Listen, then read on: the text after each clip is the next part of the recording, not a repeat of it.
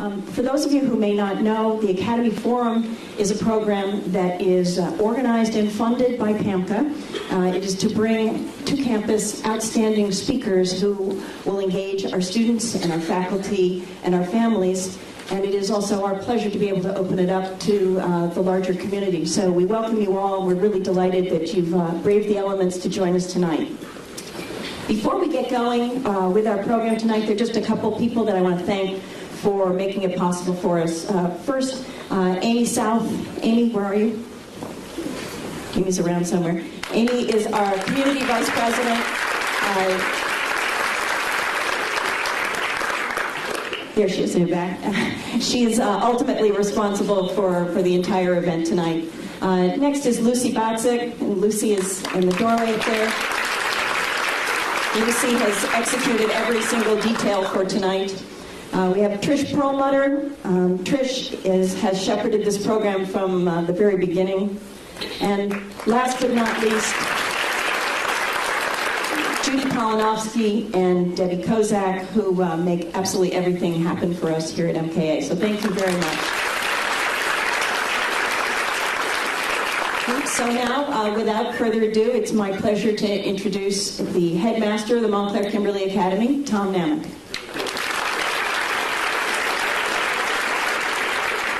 Well, good evening and welcome. I'm delighted to welcome you to the Montclair Kimberly Academy, and I want to also thank again our Parents Association. They have made this evening possible for us. While the program is free of charge, it's not free of expectations for how we will conduct ourselves as an audience. I have a couple of things I'd like to ask of you. Please, there's to be no electronic recording, audio or video. Please don't hold your phones up to take pictures, mostly because it distracts the people behind you. And we'd really like to focus on our very special guests this evening. It's my privilege to introduce our guests, and I think they're well known to all of you, but I do want to say a couple things about them. Dr. Tyson has been a frequent guest on the Colbert Report, or rapport, I guess is the proper pronunciation. We're delighted that he's here, and we are also delighted and very grateful that Mr. Stephen Colbert has agreed to interview him for our benefit. Stephen Colbert, comedian, author, and host of the Colbert Report, is both one of the funniest and possibly the bravest comedians of our time. I want you to consider his performance at the National Press Club dinner in 2007.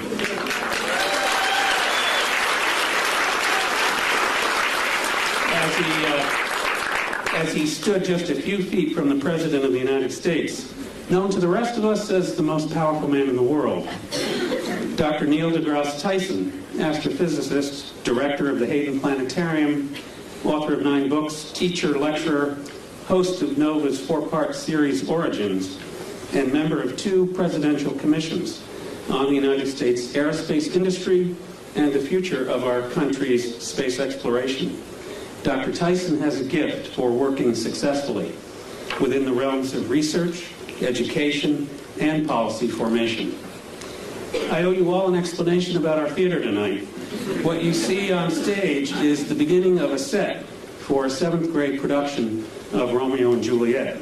This year's selection for what is, as I said, an annual performance. And I think it's fitting that Dr. Tyson is going to warm up the stage for the 2 most famous star-crossed lovers in all of American literature.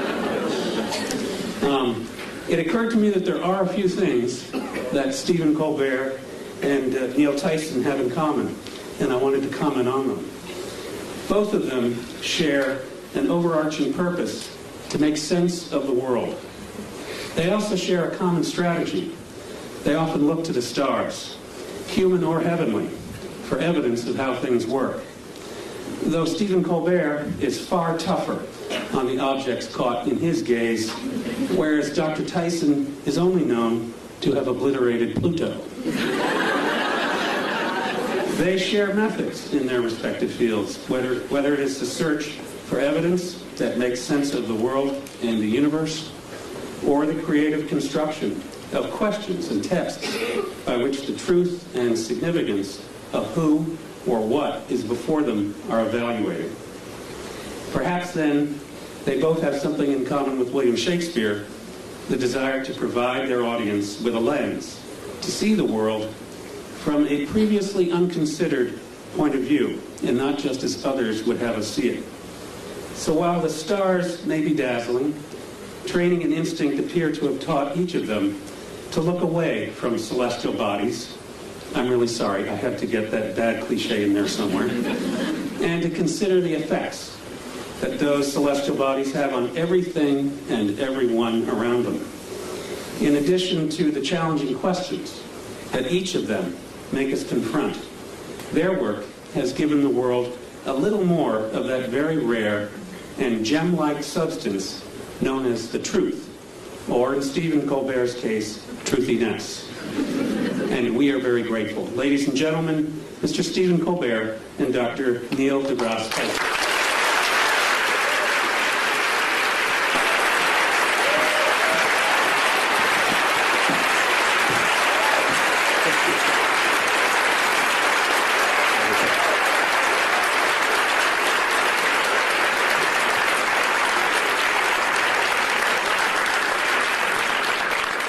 Romeo, wherefore art thou, Romeo? I don't know. Neil, thanks so much for coming today. Yeah, no, thank you. Mr. Dr. Neil deGrasse Tyson is, he's been on my show 6 times. And often when I come out to greet the audience before I do my show, they ask me, who's your favorite guest of all time? And I say, not just for volume, but it's Neil deGrasse Tyson. Because not only do I love what Neil knows, but I love that he loves what he doesn't know. Always interested in the next thing to learn. Oh, yeah. And always roll to whatever idiocy my character wants to throw on him.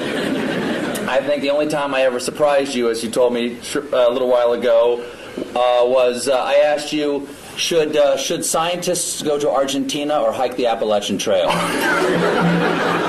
Yeah, I want people to talk about them. It's the universe talking I there. can go a little out there. The universe amplifies. Yeah, that one, I missed that one. Yes, you'd missed that news story. Yeah. See, to go on a show, it's like the hardest interview ever. I have to I'm laden with current events just to mix with my science because I don't know where he's going to come at me. And I got to be ready with 7 tennis rackets to hit it back. And I'm upset because that one news story, remember what the guy, was it South Carolina guy? Who remembers? He goes to Argentina and becomes well known for having done so. And you asked me straight out, should scientists visit Argentina more often to become better known? And it just went, you aced me on that one. You're welcome. Now, Neil, we've got a lot to talk about tonight. Yeah. A lot of subjects. Science is a big thing. But I want to start off with, this is not a bribe. I want to start off with... What's these chairs? I feel myself sliding. No. Exactly. When he first walked in, I said, "Oh, welcome to the barn raising." I realized we were speaking before the Amish tonight. Now it's going to make it tough to talk about science and technology. All right, Neil, I want to start. I want to start in a broad way. Are you tweeting now, or are you actually trying to interview me? No, I'm just looking at photos of myself. Get a little work done. I need a little freshen up. Now, let me ask you a very basic question. Science, from scientia, Latin, meaning knowledge. I didn't take Latin, but I'll take your word for it. Is it better to know or not to know? I think, well, my blunt answer is it's better to know. All right. But that is debatable, though. Well, I said it's my answer. Yeah. I mean, somebody else might have a different answer. For instance, Oedipus might have a different answer. Yeah. Yeah, I mean, I think... Is knowledge always a good thing? I have to say yes. Why? Because it empowers you to react and possibly even to do something about it if something about it needs to be done. Okay, but who we are is what we know, right? Part of who we are is what we know. And our identity is often based on how we see the world. Yes, and our personality for sure. And if we learn something that does not jive with how we think about the world, won't we have to re-examine who we are? Yeah, it could mess you up. Yeah. Once again, I'll go back to Oedipus. He plucked his eyes out rather than know anymore. Yeah, well, people back then, they did stuff like that. Yes, people back then, not people today. So I think there are people who would not know, who would rather. I remember the old days. I don't know if it still happens. A doctor would find out if you had cancer, they wouldn't tell you. They wouldn't tell you. Give it to me straight, Doc. Yeah, and why would you even have to say give it to me straight unless there was a day when they didn't give it to you straight? If I have 5 years left, I want to know I have 5 years left. Because I'm going to do something different in those 5 years. Neil? Yeah? I have some terrible news. But there are some people who don't want, there are some people who don't value science. And if they don't value science, are they valuing ignorance? Yes, but I will not pass judgment on them. What I will say is, if they are at maximal comfort in their ignorance, fine. Except that they will not be the participants on the frontier of cosmic discovery. They will be disenfranchised. Hello? Hello? I'm sorry, I've got a phone call. Hello? I'm sorry, I have to take this. Hello? My mic isn't working? Hello? Now who's in control? So they won't be in control of the next, won't be participants. No, they won't. Not only will they not be on that frontier making any discoveries, they're not in a position to enhance their life for having access to those discoveries themselves.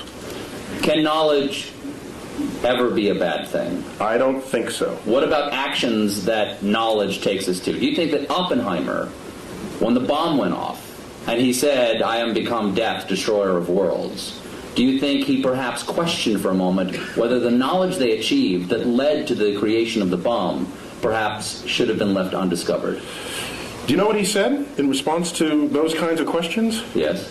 He said, because people said, have you usurped the power of God? Have you? And he said, if God didn't want this power to be there, he shouldn't have put it in the atom in the first place. Kind of an interesting point, I think. What he's saying is that the world is accessible to us. So would you say, don't smelt the ore and make iron and make a sword out of it because you could cut yourself? Back then, that's the counterpart statement from the Iron Age. And if you were around back then, you'd be sitting in this chair saying, don't make the sword, because you would unleash evil on the world. Okay, I'll step back from don't make the sword. How about don't lick the flagpole in February? Yeah, You will learn something. You will learn something, but at a price, Neil. that'd be data. It's a data cost. It is. Yeah. There is a data cost for that, isn't it? Yeah. Also, Adam and Eve. They ate of the tree of knowledge of good and evil, Yeah. and they paid a price. Yeah. So God does put things into atoms he doesn't want us to know about. Yeah. However, I think Yes? I don't want to blame the knowledge. I want to blame the behavior of people in the presence of the knowledge. So maybe we need better knowledge management. Do you think that scientists go? You can applaud him. He's the hero. Well, how about this? Do you think that scientists should be allowed to do anything they can? I heard a big no over there. Someone just said no. You know, people made fun of him for doing this, but during one of President Bush's State of the Union speeches, Which one or two? Bush 2. He said he warned against man-animal hybrids. Okay? And a lot of people, like me, made fun of that by showing pictures of like Senator Alligator Man going, boo, boo, yay, man-animal hybrids. But if scientists could make man-animal hybrids, wouldn't they? There are scientists who want to make man-animal hybrids. Should we make man-animal hybrids? I ask you, Senator Tyson. Should there be any limits like that? I think there's some creepy things about that, and I've met some scientists who would think that'd be an intriguing thing to do. Yes. Okay? I think we as a society, as a democracy, what we should do is come to some understanding of what the prevailing social mores are. And no, science should not cross those barriers. And by the way, scientists are often ones to try to prevent that. Einstein among them, for example. He didn't want to make the bomb. After he first told Roosevelt he should make the bomb, he changed his mind because his conscience, his moral conscience, descended upon him. Scientists are not without moral code here. So as a culture and as a society, we decide what should be the prevailing cultural mores, and I think we should all be beholden to those. What do you think of the portrayal of scientists in movies? Because often, for instance, the scientists who make the Terminator, they're the bad guys. Scientists lead us to the Terminator, or they create the superbug that wipes out the world, or they enrage the monster at the bottom of the sea. When you part the curtains and at the bottom of all of that, there's a politician funding that research.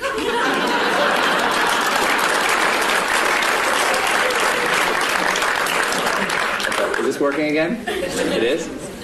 No, it's not. He says yes, you say no. Yeah, we got it. We're getting bad data. Just turn it. We're good. That was good. That's good? You're good. Oh, yeah. You're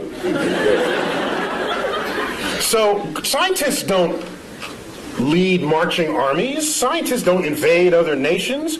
Scientists, yes, we have scientists who invented the bomb. Yes, but somebody had to pay for the bomb, and that was taxpayers. That was war bonds. There was a political action that called for it. So everyone blames the scientists. We are collectively part of a society that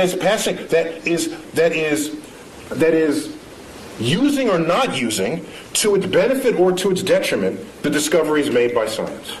And at the end of the day, a discovery itself is not moral. It's our application of it that has to pass that test.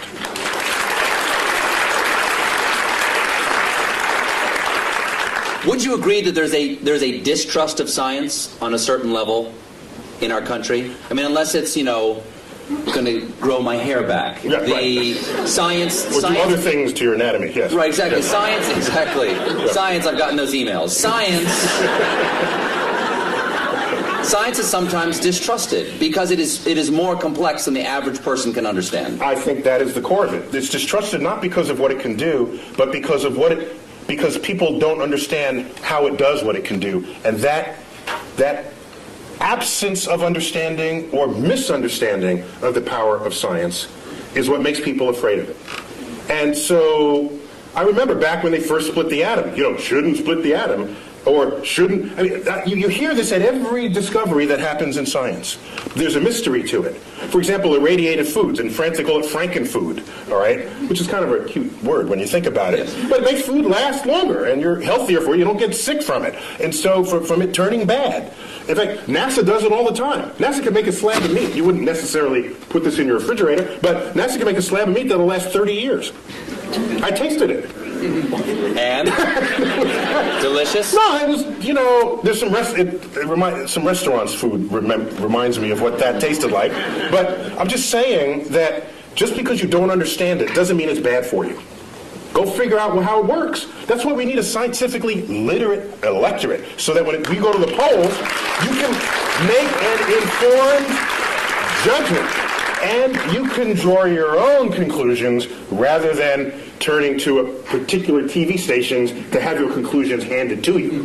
Now, Arthur C. Clarke. Comedy Central accepted. Exactly. Okay. Arthur C. Clarke's famous dictum about sufficiently advanced technology. Yes, it is. Arthur C. Clarke had several laws of culture and the world, one of which was any sufficiently advanced technology is indistinguishable from magic.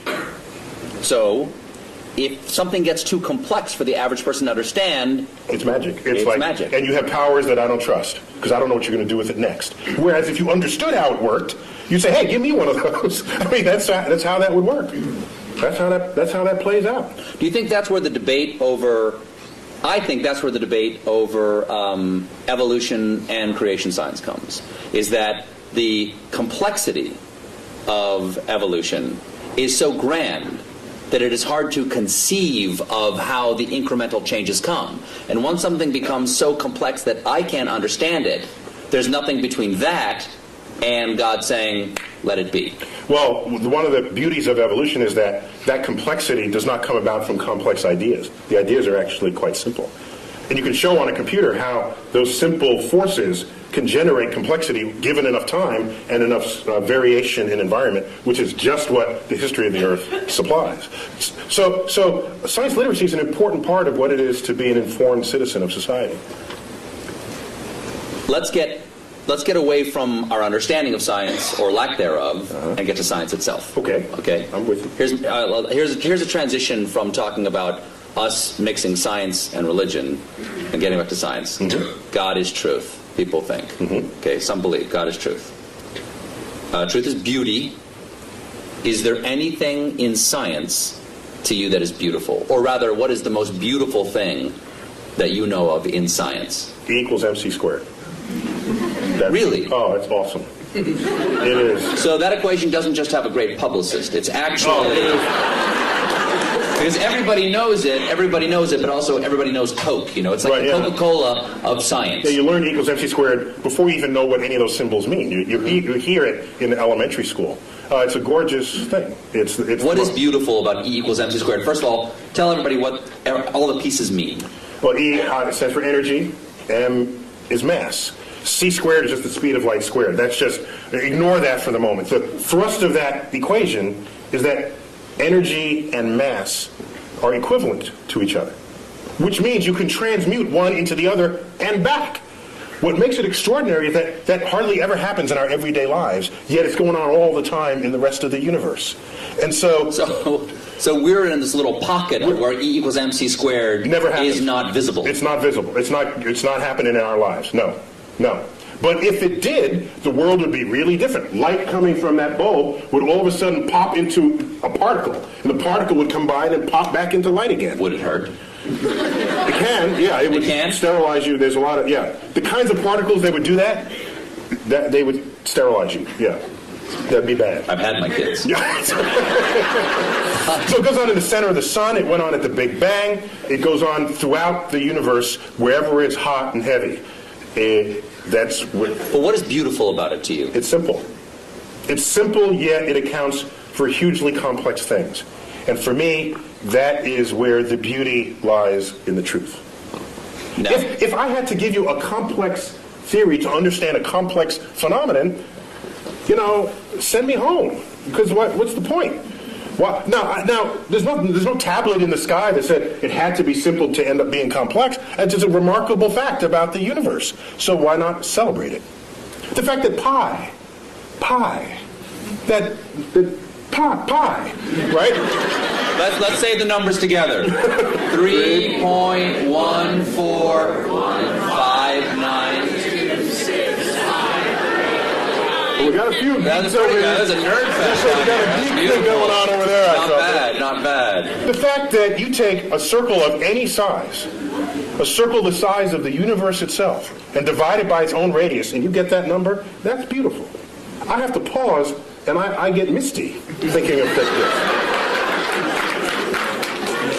That's just another one, that the atoms and molecules in your body are traceable to the crucibles in the centers of stars that manufactured these elements over its lifespan, when unstable, on death, exploding its enriched guts across the galaxy, scattering it into gas clouds that would ultimately collapse and make a star and have the right ingredients to make planets and people. Which means we are part of this universe. As I've said many times, and goes back, not only are we in the universe is in us. That is a profound concept. And it was, I think it's the greatest gift that astrophysics gave culture in the 20th century. It's a research paper in 1957, and I say that because one of the authors just died, like 2 days ago, Jeff Burbidge. Burbidge, Fowler, and Hoyle. One of the most famous research papers that no one ever heard of. You know why, I think? Because it had 4 authors, not just one, and it took a decade to figure out, and it wasn't just somebody burning the midnight oil, so it doesn't lend itself to poetry or screenplays, because it's a collaboration, so nobody wrote about it. But we knew that we are star stuff. We knew that we are stardust at the middle of the 20th century. That connects us to the universe like no other fact. That's beautiful.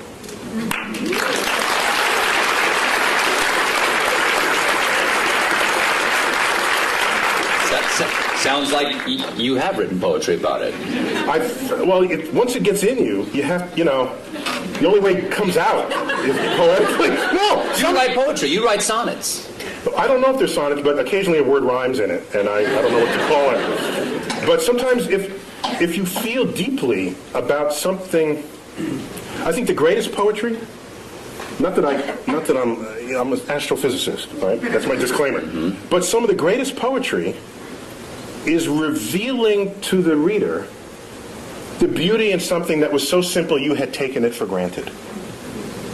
That, I think, is the job of the poet. And so, the simplicity of the universe, which started this part of our conversation, I think, if it doesn't drive you to poetry, it drives you to bask in the majesty of the cosmos. So what drew you? You said that this is the beauty of astrophysics, or the gift that astrophysics gave us in the 20th century. What drew you to astrophysics? Take us to Neil deGrasse Tyson before he's an astrophysicist. Take us to who you are now. I'm living in the Bronx, which in vernacular would be the Bronx. And I'm in a building... Not a lot of stars. No, there's like a dozen or so in the night sky. So you do not have a relationship with the night sky as a city dweller. And my parents, I have a brother and a sister, they would take us to, each weekend we'd go to visit museums and other sort of cultural things in the city. And one of those weekends we went to the Hayden Planetarium. The local planetarium, the one right there in Manhattan. And you sit in the chair, and the lights dim, the stars come out, and I said, oh, that's a nice hoax. That can't be real. I'll enjoy it while there's it, but that's fast. They think there's that many stars up there. Like, what kind of, are they pulling my leg? And a couple of years later, I go out to Pennsylvania in another trip that we took, and I looked up at the night sky, and in what persists to this day, in what is an embarrassingly urban thought, I look up at the night sky from the finest mountaintops in the world, and I look up and I say, it reminds me of the Hayden Planetarium. It's embarrassing. See, I beg forgiveness. Wow. But so strong was that imprint that I'm certain that I had no choice in the matter. That, in fact, the universe called me. And I wonder that if I'd grown up on a farm and the universe and the sky was just always there, I wonder if that would just have become wallpaper to me, and I wouldn't have then been struck by it as I was at age 9. I'd never known anything of it. And then it just slaps you in the face.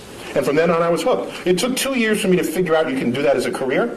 But starting at age 11, you asked me, that annoying question adults ask kids, what do you want to be when you grow up? I heard a comedian say, you know why they ask? Because they're looking for ideas. Paula Poundstone said that. If you had asked me from age 11, what do you want to be when you grow up, I would have told you flat out astrophysicist. And my whole life aligned to that. Got a telescope, got a camera, photographed it. All my science fair projects. One was getting the spectra of the sun and analyzing features in the spectra. I built the spectroscope. So I was like nerd kid, card carrying. But I was bigger than other kids, so I was insulated from a lot of what might otherwise happen to nerd kids. But you wrestled, too. I was captain of my high school's wrestling. I've seen you in that wrestling outfit. You can rock a singlet. Well done. Now, singlet is what you call the one-piece... they know. No, okay. So, you wanted to become an astrophysicist. That leads to another question, which is, Is it better to not to know? It's better to know. Can it be beautiful? Yes, it can be beautiful. Is science a thing, or is it a way to look at the world? Is it a verb, or is it a noun? It is both. The world is not just, is it this or that? Is it a planet or not a planet? It's sometimes... You must choose. It's fuzzier than that. Sometimes... So if I have a lot of facts in my head, if I can absorb a lot of facts, am I a scientist? No, you're a fact memorizer. In fact, I'll accept that as a compliment. Our academic system rewards people who know a lot of stuff, and generally we call those people smart. But at the end of the day, who do you want? The person who could figure stuff out that they've never seen before, or the person who could rattle off a bunch of facts? At the end of the day, I want the person who could figure stuff out. And science... Say if we're trapped on an island. Exactly. What, the professor on Gilligan's Island? It's not a matter of how many facts he can recite. It's like, there's a coconut, and there's a thing, and you have a ham radio. That's, exactly. Okay? Seawater, you stir in the salt water. You hook the wires up to Gilligan's fillings, and then you listen to his ear. Listen in there. So, it's an understanding of the relationships. While we're on it, Ginger or Marianne? Totally Ginger. Ginger. Complete. That was like, she came around the wrong time of my life. I'm dead. It was like, Ginger all the way. For sure. So it's a way of approaching the world. It's a way, not only of approaching the world, it's a way of equipping yourself to interpret what happens in front of you. I think of science, the methods and tools that enable it, as kind of like a utility belt that you walk around with. And you come upon something. Are you a superhero? Yeah. In your mind, are you a super scientist? Actually, when I was a kid, I wanted to be Mighty Mouse when I was a kid. Really? I wanted to sing opera as I went to sing. Here I am to save the day. Yeah. So it's a tool belt. It's a tool belt. It's a utility belt. Utility belt, sorry. Because I'm picturing you in the singlet with the utility belt. Yeah. It's a tool belt. The difference is a tool belt, if you have a hammer, as they say... You can hammer in the morning. You can hammer in the morning. If I had a hammer. The problem is, if you start wielding a hammer, then all your problems look like nails. And maybe they're not. Maybe it's more subtle than that. And so your toolkit has to be able to morph into what is necessary for what it is that you confront at that moment. And so, yes, you're equipped with methods of mathematical analysis, methods of interpretation. You know some basic laws of physics. So when someone says, I have these two crystals, if you rub them together, you'll get healthy.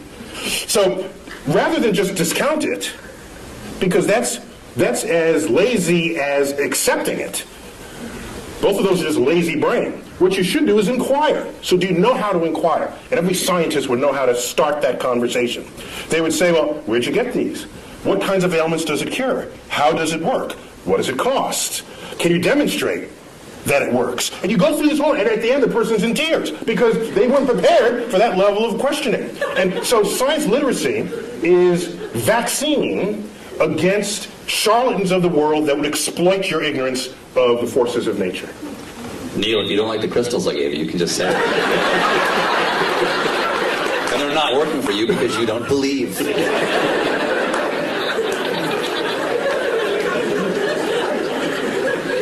Is there any science fiction you admire? Or that you enjoy? Or do you see the holes in science fiction and go, I can't enjoy that? Of course he would know the effects of a neutron star. He doesn't know tidal forces? Do you have that problem? You got that right. You've got that right. Do you have that problem? I only have the problem if the movie is marketed for its accuracy. Number one. Number two, they got to get some basic science right. After that, I'm okay. So, for example, in the latest Star Trek movie, they had this liquid. The red matter. The red matter, thank you. Release the red matter. Release the red matter, and you drop it into the core of a planet, and it turns a planet into a black hole. I thought that's kind of cool. What was a little weird was... Why didn't it turn the ship into a black hole? No, because they had the special apparatus that surrounded it. And the apparatus did what? It's the anti-black hole apparatus. I'm okay with that. See, I was not losing sleep. That didn't bug you? Over what held the black hole. I didn't have an issue with that. But oddly, what I had an issue with was they needed this drill, which is a very cool kind of, that was the coolest thing I'd ever seen. Exactly. A drill, they would drill to the center of your planet, and they dropped I'd say, if that would turn a planet into a black hole from its center, it surely would turn into a black hole from its surface. So you just drop it on the surface. What would Kirk and Sulu fight on? I know, right? They had to fight on the platform. So I'm okay. I got angry with Jim Cameron about Titanic. That's how I got angry. Did I tell you? I didn't tell you the story. You did not. Oh no! Can I? I've never seen you this angry before. Just hold me back. I can't wait to see what you have to say about Avatar. You might turn blue with rage. Go on. So what was your problem with Titanic? There's a colleague of mine who saw Avatar, and he got home and he told his wife he wanted to paint her blue, and that didn't go over very well. Is she 10 feet tall? So, Titanic, you may remember, was marketed as a film of high accuracy because Cameron had funded this submersible to go down and it checked out the staterooms and the wall sconces and the china patterns, and so they reproduced that to detail. And so here they recreate the ship for the movie. Can you double check that? No, because he had the submersible. You just have to trust him, okay? No, you got to trust him. So now, the ship sinks, right? Did I give away the... Well, you see the movie yet? I'm sorry. Okay, so the ship sinks. I do. I remember. You remember that, okay? Very sad. And it's Kate Winslet on the flow. Remember that? And Yes. she's delirious. This isn't the scene where she's naked. Oh, sorry. Go on. It's kind of She's like dressed. that for Okay, that go too. ahead. No, she's on the flow, on the whatever, the plank, and all right, she's looking up. We know the date, the time, the weather conditions, the longitude, the latitude. We know all of this about the sinking spot of the Titanic. There is only one sky she should have been looking at, and it was the wrong sky.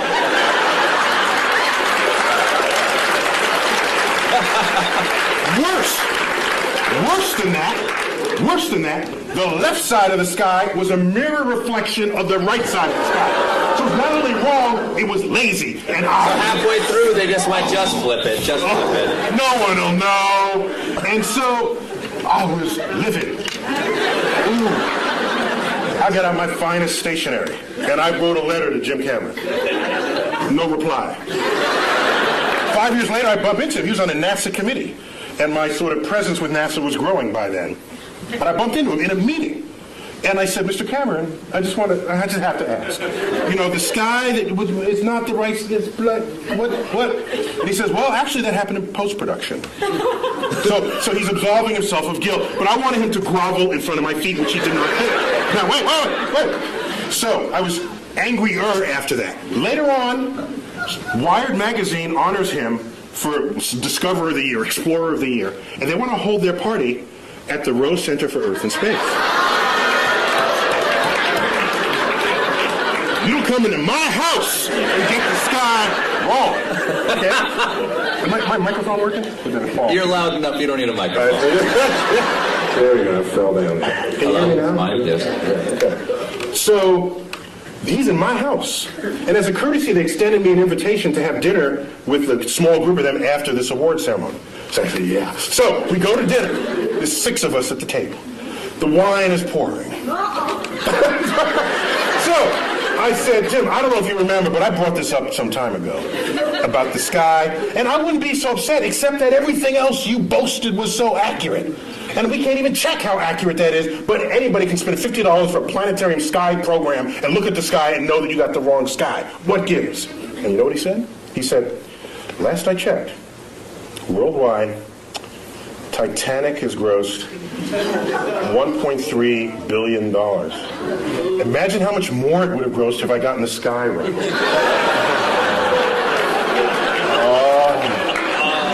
Oh man. So sorry. That, if I had a tail, it would have been like between my legs, and I would have... And so I think you won that conversation. No, actually I did. He retreated into his bank account. Here's what But happened. but that money will all eventually be gone, and he would still have gotten the sky wrong. Oh, that's an interesting point. That's right. The sky will Outlived even James Cameron. However, as dejected as I was, 2 weeks later I get a phone call. Forgot the guy's name. He calls me up and says, "Hello, it's Dr. Tyson." I said, "Yes." He said, I forgot his name, Johnny Smith. "I work in post-production for Jim Cameron. He is releasing a 10-year director's cut anniversary edition of the Titanic, and will be adding new footage from the deck. And he tells me you have a sky that he can use."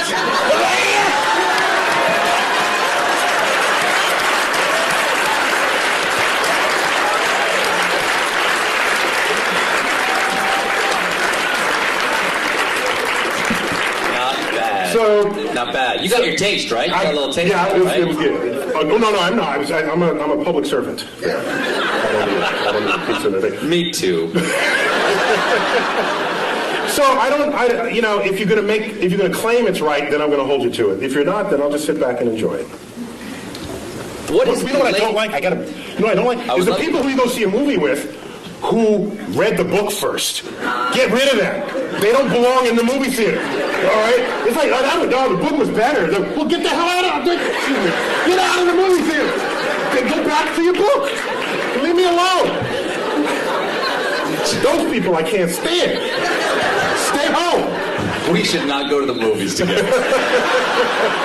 Now, okay, I got three different things. What is the latest discovery in astrophysics that we should all know about?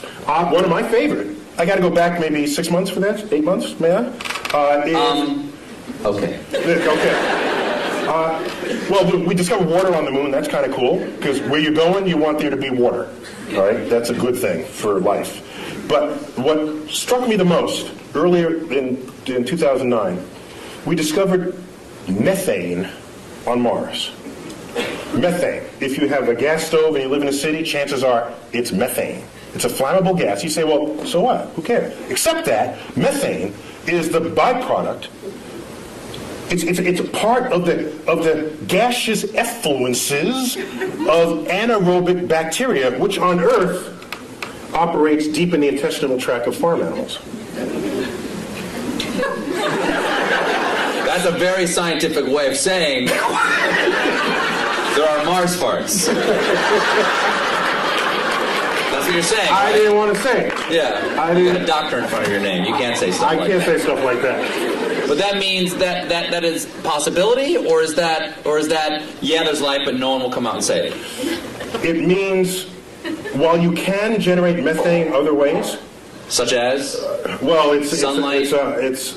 It's a combination of pressure, temperature, and energy source. You can manufacture methane. Magic. So, but chemical magic, yes. Chemical magic.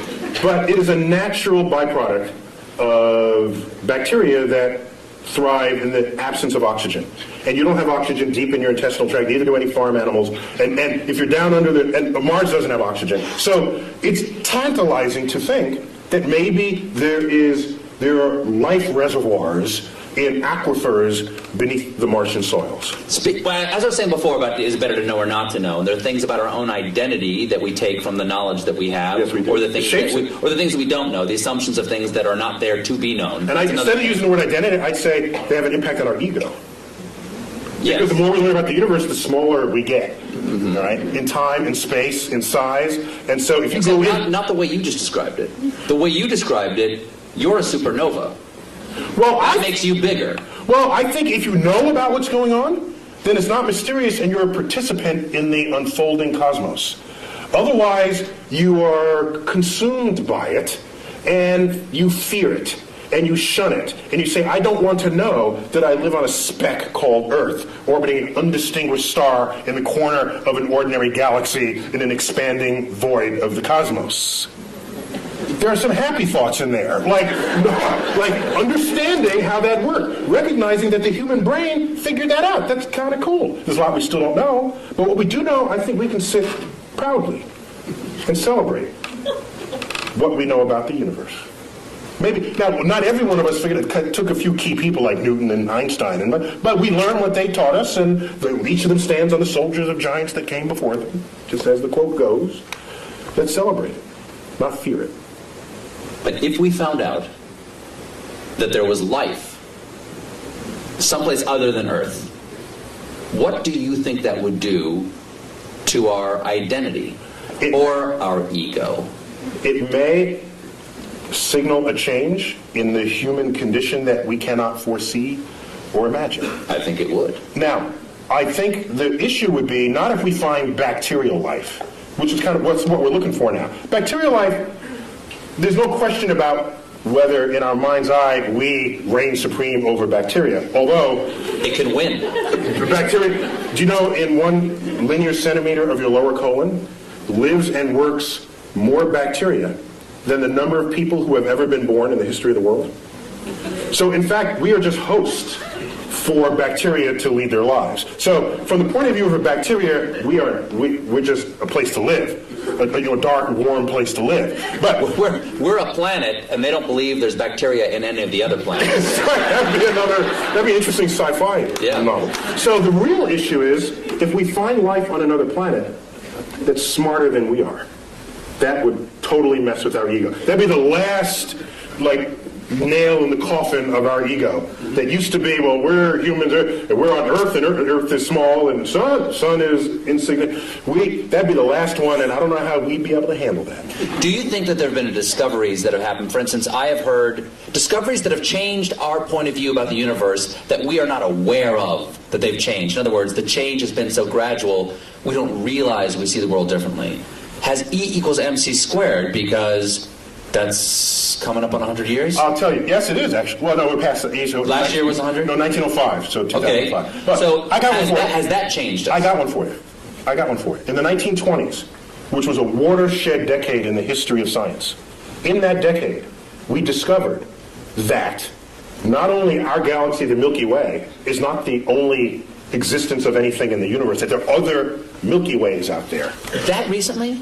1920s. Was it just the optics didn't exist for that? We needed a big enough telescope, and Edwin Hubble wielded all the glass that necessary to accomplish that back in the 1920s. He said Hubble, before the telescope, was a man and had his own telescope, the biggest of its day, and he made that discovery. That there were these spiral fuzzy things in the night sky. We thought they were just local to us. They're whole other systems of stars. 100 billion stars unto itself, outside of our system. Not only was that discovered in 1926, 1929 he discovers that the universe is expanding, which means it may have had a back then, it may have had a beginning.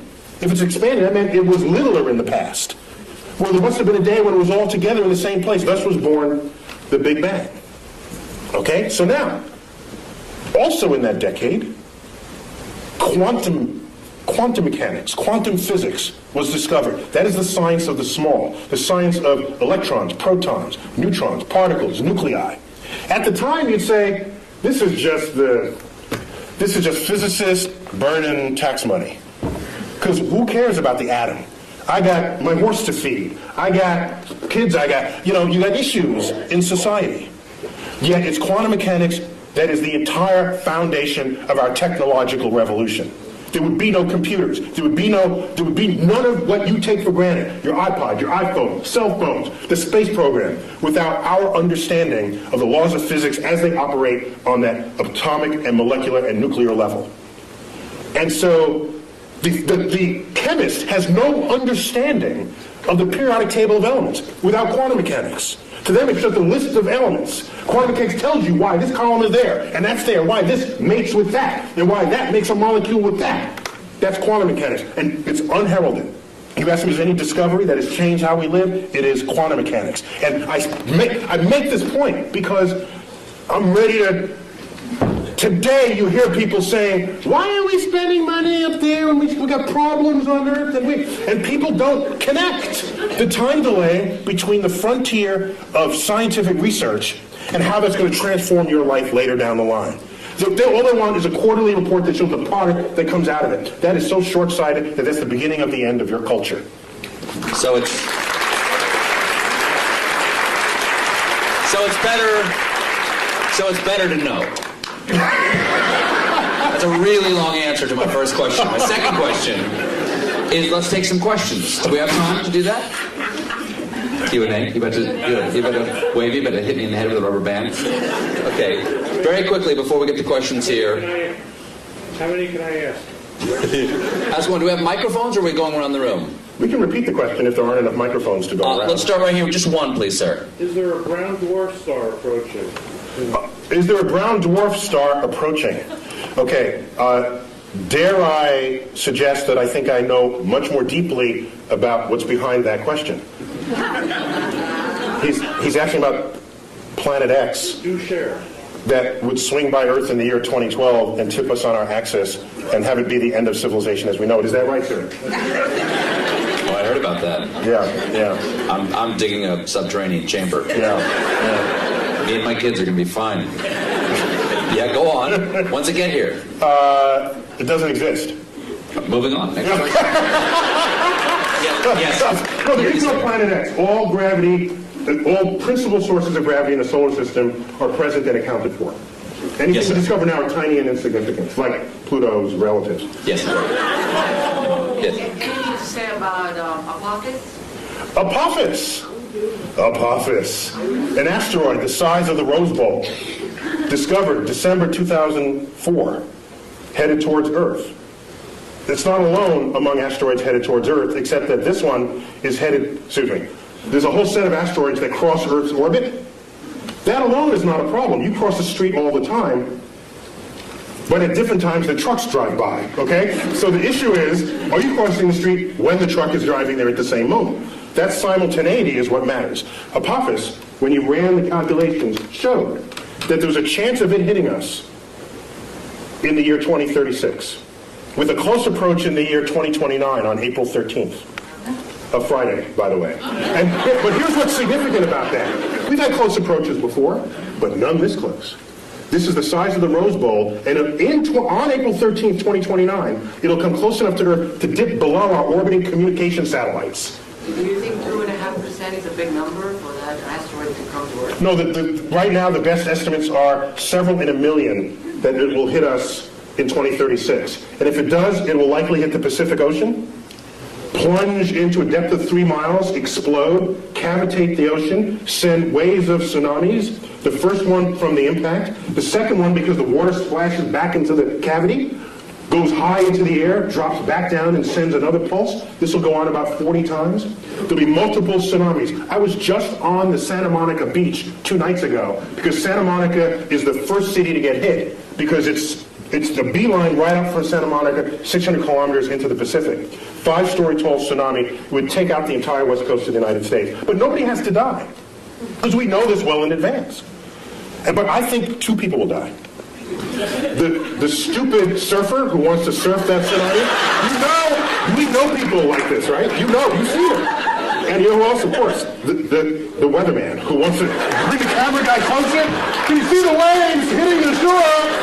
Okay, take him out too. We don't need either one of them, and then we'll get on with it. That would make a great James Cameron movie. Yes. Tonight there's a wolf moon. Can you explain what that means? What's a wolf moon? Okay, each full moon of the year has a name, and there are regional variations among those names. And the wolf moon, it's when it's snowy and the wolves howl. You can see the wolf in the light of the moon because the landscape is white, and the wolves don't turn white, so you can see them against this. And so, depending on if you live in a region where there are wolves, that would be what you would call it. Other full moon names you've heard of, the harvest moon is one of them. The honeymoon is one. That's the moon that's in June, the honeymoon, because that moon actually never gets very high in the sky. And it's amber the entire time. It takes on the color of honey. So it's called the honeymoon, and you get married in June. And that's where you get the name honeymoon for that. Yeah. Anyone over here? No? Yes, sir. I think, in astronomy, probably dark energy was sort of a real game changer about 10 years ago, the discovery that the expansion of the universe is speeding up. If there's a game changer in the next 20 years, what is it? The question is, dark energy, he said 10 years ago was like a game changer. Can I foresee any game changers on the horizon. Well, it turns out dark energy was not as much of a game changer as you might think, because we already had a slot for it in Einstein's equations. We already had a placeholder. No one had ever measured it before, so we just assumed it was zero and got on with life. The moment it was discovered, we said, hey, now we can stick it in the equation. It's like, whoa! Its presence in the equation shows that there's this force, there's this pressure operating against the action of gravity, making the universe accelerate in its expansion. And that's extraordinary, because it means the day will come where these galaxies that Hubble discovered will move away from us with such speed that they will disappear beyond our horizon, and the total known universe at that time will only be the Milky Way, restoring the state of mind of our universe that existed before 1920. That's a spooky time. We would have to hand down the annals of cosmology from previous centuries to hear about the galaxies that were once in the night sky. So game changers going forward. If we discover the dark matter particle, that'd be kind of cool. If dark energy and dark matter, because we don't know what's causing either one of them, but we measure them. So they are real in their action on the universe. We just don't know what it is. Okay? As distinct from the ether 100 years ago, we never measured it. We just assumed it was there. There was no data. It was just dark matter, dark energy. We can call it Fred and Wilma. Don't think it's matter or energy. We don't know what it is. Don't let the name fool you. I'll henceforth call it Fred and Wilma. Okay? So, with Fred and Wilma, these two things, it may be a game changer. Once we figure out what it is, it's a new particle that then we can exploit to our benefit in the same way our understanding of quantum physics enabled us to exploit the behavior of atoms and nuclei to our benefit. So a new kind of physics would transform how we live. Yes. That's one way I think about it. Is Pluto going to be excised, so not just because you send it out, but because the ice will expire quickly? Will Pluto not only be humiliated by Neil deGrasse Tyson? You may not know this. That's not the word she said. She used that word. Excised from the family of planets. Neil was on the group that gave the recommendation that Pluto be demoted, correct? We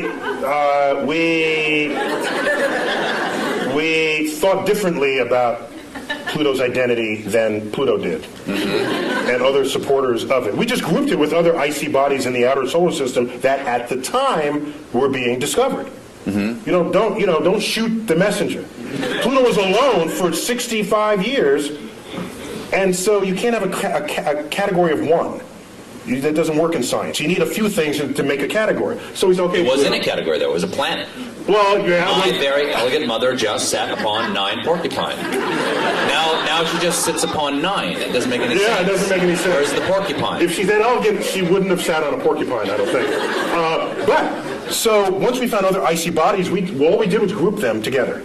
We said, Pluto, we found family for you. In fact, we think you're happier there, because now you're one of the biggest icy bodies. And rather than a pipsqueak planet. You sent Pluto to a farm upstate to run and chase rabbits. Is what you did. It's much happier there, kids. It's happier there. And I didn't do this alone. Is there a supergiant beyond Pluto that pulls comets in? Is there a chance there's something out there that's drawing? There was a hypothetical star, which is related a little bit to what led to this invention of this. The brown dwarf that you won't talk about, but you and I know, yes. Yeah. There was come down to the bunker, too. There was a suggestion that there was a companion star to the Sun, provisionally called Nemesis, that would have this long orbit that would jostle comets in the outer solar system and send them raining down on Earth, creating mass extinctions, accounting for the extinction episodes in the fossil record. But it was an interesting hypothesis that was never supported by data, and so when you're not supported by data, you discard the hypothesis. That's how science works. You don't believe something just because you want to, or think something's true just because it feels good. At some point, you've got to confront the data. So getting back to the point... You've never been in politics. So getting back to the point, the recognition that Pluto was made half ice and ice evaporates, so will Pluto one day disappear? No, Pluto's too far away from the sun for that to ever meaningfully evaporate and disappear completely. Yes. What was the point of the Large Hadron Collider? What was the plan, did you The say? point. The point of What the Large was Hadron the Collider. point? He speaks in past tense as though we're done with it. Okay, We what just is? turned on the switch, the Large Hadron Collider in Switzerland. The point of the Large Hadron Collider was to embarrass America, to make us feel bad that we didn't have our collider built back in the 1980s when it was first funded. That's the whole point of the Large Hadron Collider. It's Europe saying, ha, gotcha this time. Now, apart from that ego bit, it's to probe nature on levels of energy never before seen. And right now, it's hard, it's practically impossible to discover a new law of physics on your tabletop. We've been there. We've done that. And almost the entire history of physics is go to the edges of your points of exploration and then take a step beyond that. You're bound to discover something new. It's like climbing the next mountain, crossing the next valley. So, the Large Hadron Collider, the energy inside that particle accelerator will exceed the energy of all accelerators that have ever been built before, probing nature as never previously imagined. What is the Higgs boson? Higgs boson, that's a particle proposed that you can think of it as a kind of it's like think of it like molasses. Okay? Okay, not molasses. It's a field through which all particles move, and the interaction of those particles with that field endows them with the mass that we measure for them. It is granting them the property of mass.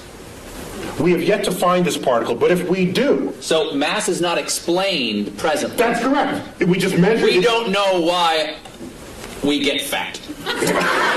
we don't know why something has mass right now. That's correct. And so now let me ask you something. If you build let's say you build an equation this way. You've got an equation over here, you built it, and it's a house, okay? And you've got another equation over here that works. It's another house. But in your mind, you think, these two houses are actually probably should be one house.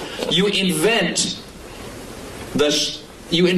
something that fits into the shape between the two houses, right? Yes. Like you've got a shape between the two houses. Goes, okay, there's something in the universe that is the shape of the space between these two houses. Yes. Does that necessarily mean that thing is there? The history has shown that almost every time we propose something that connects one house to another, if those two houses themselves work, there's something in between them connecting the two. For example, in 1930s, we had this experiment with the 1930s. Quantum physics is in place. We start probing the atom. We find out there's an atomic reaction, a nuclear reaction, where there's some missing energy. We account for all this, and there's something missing. We said this much energy here, and then it's missing here. And we swear we accounted for everything. Fermi comes up, a famous physicist, said, I bet there's a particle that came out of that reaction that escaped with the energy before you had a chance to measure it. E equals mc squared. Well, that would have endowed that particle with its energy to do so, the mass to do so. And even MC squared is in every one of these, it's all over the place. It's written with E equals MC squared. The point is, he hypothesized the particle, gave it the properties that it would have to account for what was seen. That's your conduit between the two houses. Then he says it's got to have this much energy, and it's got to be pretty hard to detect because we surrounded this in lead, and it just went straight through the lead. So I'm going to propose a particle that's hard to detect. And it's got to be little, because there's not that much mass, and it has no charge, so it's neutral. So he called them neutrinos, little neutral ones. He hypothesized. He said, let's look for them. 20 years later, they were found, neutrinos. And now we kept them coming out of these reactions. He built the porch, the walkway between the two houses. Practically every time you have two working understandings of the world, and they have to coexist in the same universe, there's something that's going to connect them. It's like electricity and magnetism, previously discovered as separate things, until Faraday and Maxwell said, hey, wait a minute, this works and that works, and they kind of smell like each other a little. Maybe they're the same thing. So a whole theory came out to put the two together, and it is the theory of electromagnetism. You know this word. You just take it as a single word, but those used to be separate concepts. So we're going good with this. We're on a roll here. So why not continue? Yes, right there. Do parallel universes exist? Do parallel universes exist? We don't know. The parallel universes are losing favor to the multiverse. We have some cogent theoretical expectations that our universe might be just one of many, spawned from this hyperdimensional medium, which we'll call the multiverse. There's no data to support it, but we have good theoretical premise to think that it's there. And we have philosophical precedent. We used to think Earth was special and unique. It wasn't. We got 8 planets. We thought the sun was special. It's one of 100 billion suns. Thought the galaxy was special. No, it's 100 billion galaxies. We have one universe. Or do we? The track record said, why should there only be one? Be open to the possibility that you don't live in the majority-looking universe that's out there.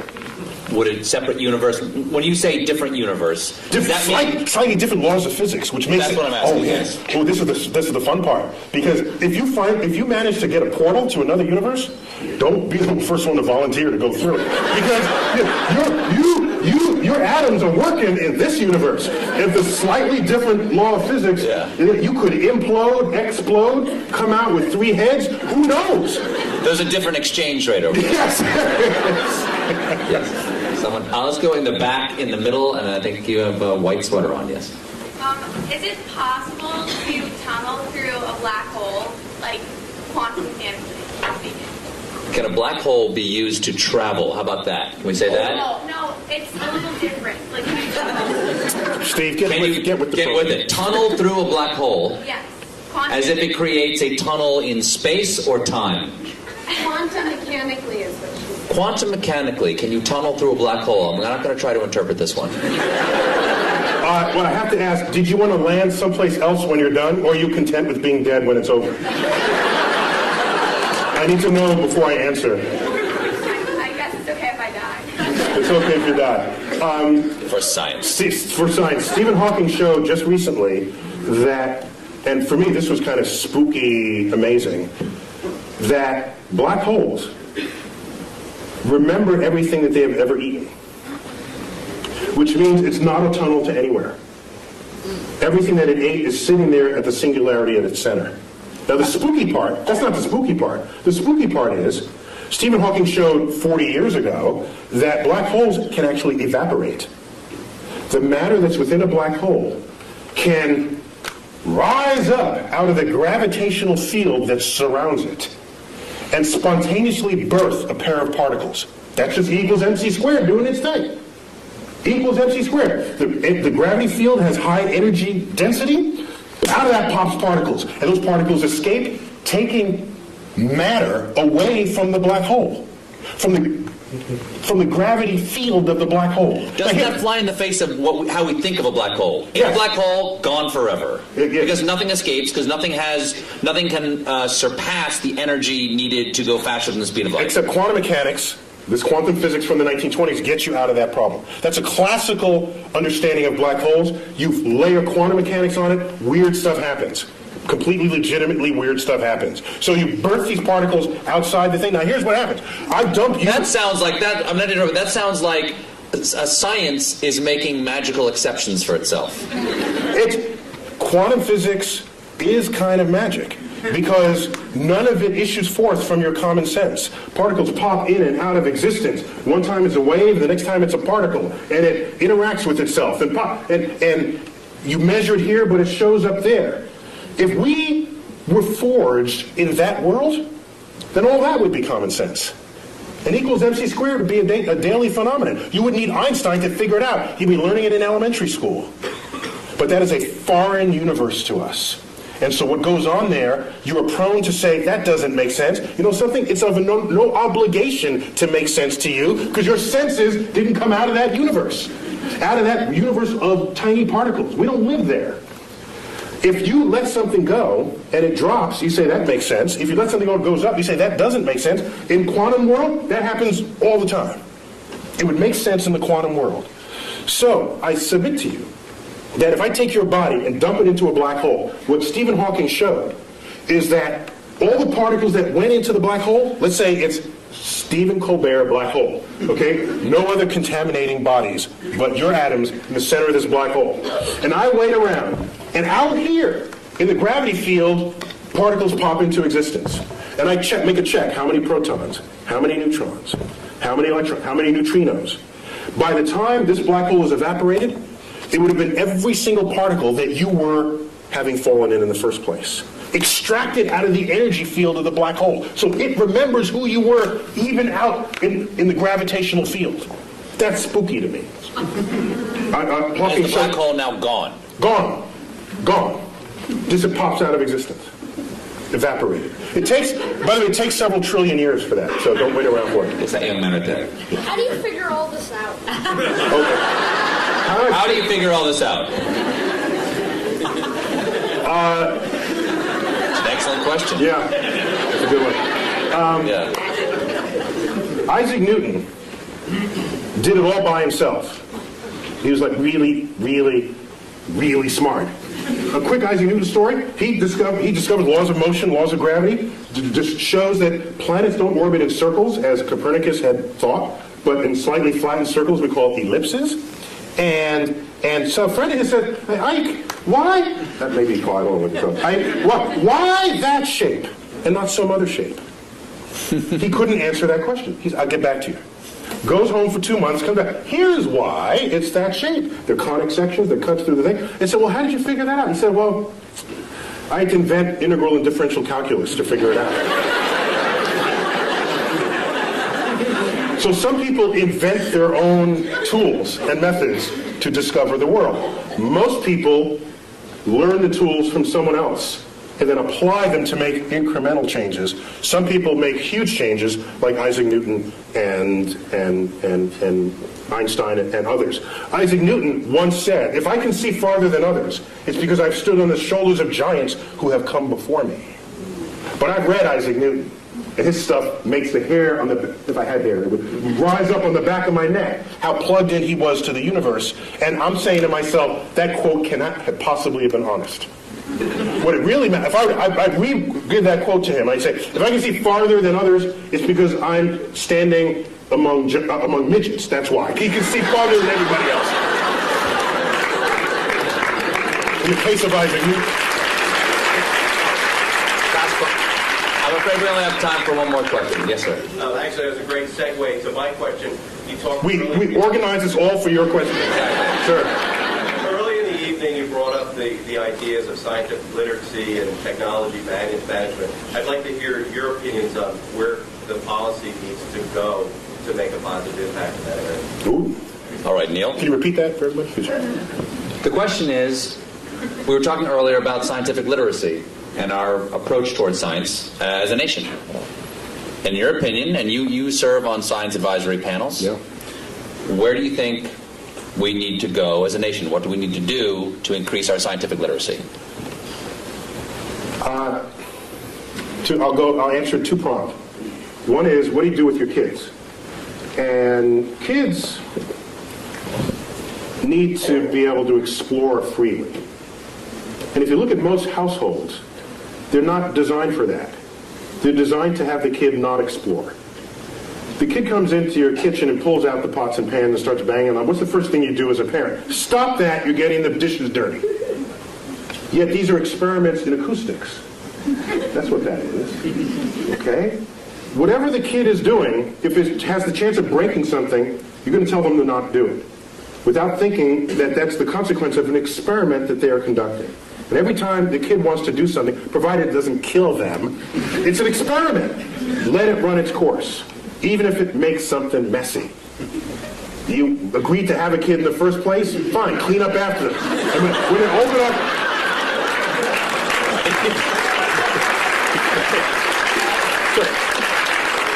Because it's those seeds of curiosity that is the foundation of what it is to become a scientist. Now, I don't want everybody to be a scientist. That'd be a boring world. I want the poets, and I want the musicians, and we need that. And I don't have it. But I'm talking about promoting science literacy. And so the first step for the parent is to get out of the way. Allow the child to explore. They start playing in the mud. Don't do that in the mud. I just cleaned those pants. You're getting in the way of another experiment. They start plucking the petals off the flowers you just bought from the florist. And you say, stop that, I just paid $10 for the flowers. Had you let that continue, they find in the middle the stamen and the pistil, and they'd learn something about the flower. For $10. That's cheap. Derek Bach, one-time president of Harvard, once said, if you think education is expensive, try the cost of ignorance. And so that's got to start at home. In the schools, I don't have a problem with the fact memorizing, but don't equate that with what it is to be wise or what it is to be smart. Smart should be some combination of that, yes, but also what is your lens on the world? How do you figure things out? And you promote that by stimulating curiosity. And I don't see enough stimulating curiosity in this world. This is a famous school right here. I saw the banner in the opening corridors. So you probably don't have that problem here, all right? But the whole world is not educated in this building. So a lot of change would need to happen in that regard. Now getting back to policy. I have tried. You do a simple Google, like YouTube and Tyson, my name, but put Neil so you don't get Mike. Right? Dining on someone's ear. Half of what ends up thrown onto YouTube are talks I've given where I am trying to convince people, not only the public, but lawmakers and people in power, that investing in the frontier of science, however remote it may seem in its relevance to what you're doing today, is a way of stockpiling the seed corns of future harvests of this nation. And those seed corns, what they do is, whether or not you know it today, advancing a frontier, history has shown, has advanced the culture ever since the Industrial Revolution got underway. And we can speak more hegemonistically about it, that anyone who has embraced the powers of technology has enjoyed economic wealth, the likes of which the world has never seen, attendant with strength of security. Okay? And so people say today, they'll say, suppose the next terrorist attack is like a chemical attack. Do you call out the Marines, or do you get your best chemists to figure out what to do about that? There's a point where your weapons are not as useful as the brain of the scientist who you could bring to bear on the problem. And so I see science and technology and creative investments in it as the most significant infusion to our economy that could possibly be conceived. The problem is it's not going to boost the economy next quarter. It's got a time horizon longer than most people have the patience for, and most politicians have the re-election cycle to be tolerant of. So what we need is a longer view on those investments. I don't want to have NASA going hand in hand trying to get money to stimulate the frontier of cosmic discovery.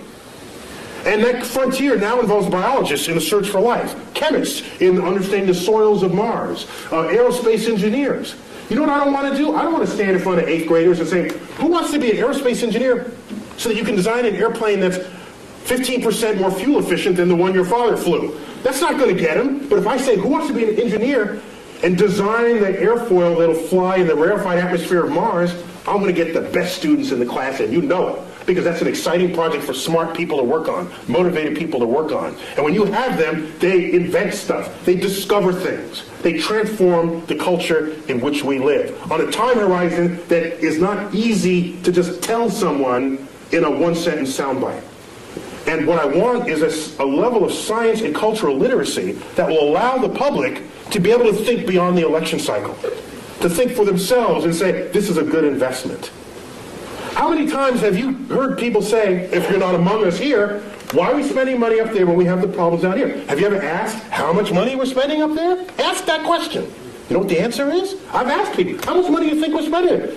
Here's your tax dollar. How much do you think? 10%? 15%? Those are the kinds of answers I get. You know how much is getting spent? The rovers, the space station, the space shuttles, all the launch vehicles, all the NASA centers is 0.6 of 1 penny on your tax dollar. 0.6 of 1 penny pays for it all. And you're telling me, why are we spending money there and down here? If you need that money to solve these problems, you got some other problems going on. Okay? That's a whole other problem with society. So, I'm sorry, I'm getting off. So my point is, I think the greatest, the greatest need is to be able to have the foresight necessary to make investments on the frontier of science, even if at the time you make those investments, you cannot figure out how that might make you rich tomorrow. Michael Faraday, in the 1840s, was the first one to pass a wire through a magnetic field. And it made a little meter tick it moved a meter. He hooked up to it. Now this guy, you do this and this happens. That's kind of cool. If you're nerdy, to a nerd, that's a cool thing, right? You do this and this happens. And so what was happening is, it induced a current through the wire. He showed his colleagues. It looked like just kind of a curiosity, a toy. Showed it to Parliament. They say, why, is this what we're funding? We're funding this toy? And this may be apocryphal, but it is said of Faraday, in response to this inquiry, said this, because they asked, what value is this to the British Empire and to the king? He said, I don't know what value it is today, but I know one day you're going to tax it. And in fact, that is the foundation of how all electricity is made today. And it would take another 60 years before electricity would come to homes. But who could have known it at the time? I don't want to be left behind. I will not leave you behind. Last thing I'll say. Yes. Last thing I'll say. The biggest news story last year to me was not the methane flatulence. No. The biggest news story happened December 22nd, something like that. I forgot what day. A press release comes out. Russia says they want to send a mission to deflect Apophis, the killer asteroid. Oh, yeah. By the way, I said if that hits, it's going to hit the Pacific, which affects us. Okay? Russia says we're going to launch a mission. We're going to start designing it now. We're going to fund it. Oh, by the way, the United States is welcome to join us. And people say, oh, that's nice, a little international thing. And I'm saying, wait a minute. Something's wrong here. Aren't we the ones who are supposed to be starting missions and invite other people to join us? Isn't that how it's been? So that was a sign, one of many, that our significance and meaning on the world stage is fading. And it's fading fast. And it's not a cliff, it's just a fade. And the day will come where the rest of the world just makes their own decisions about the future of their own space exploration and technologies. And we're sitting back saying, hi fellas, can we join along? Neil, we already proved we can deflect asteroids in the movie Armageddon. Yes. So there's our fantasy. We don't do it in real, we do it on the silver screen, and we're happy about that. Maybe we got to fix that disconnect. Last question. Why is there something instead of nothing? 10 words or less.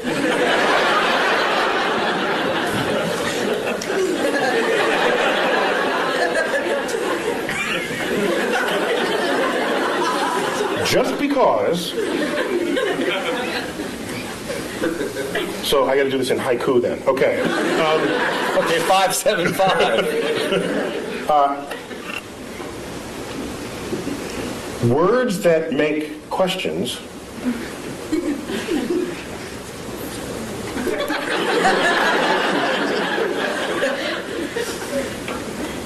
may not be questions at all. I am well rebuked. Neil, deGrasse Tyson, it is an honor to have you here and an honor always to talk to you. Please, come on, give it up for Neil deGrasse Tyson. Thank you.